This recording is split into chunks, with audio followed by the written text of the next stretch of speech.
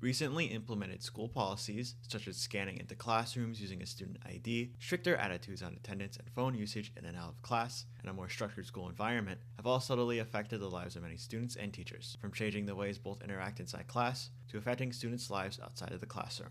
Social studies teacher Derek Hoovel says that these stricter policies have changed in-class behavior and teacher management.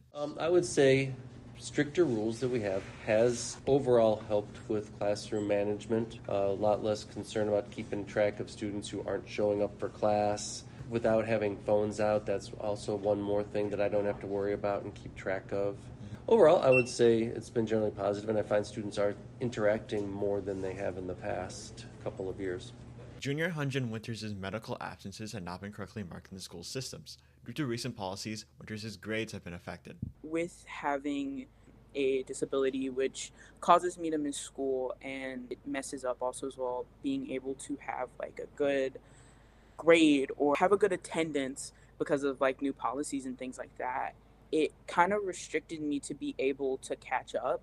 It made being able to catch up and to make it possible harder than the last 2 years that I've been able to catch up and get better grades to be able to reach and be at the same level as my peers.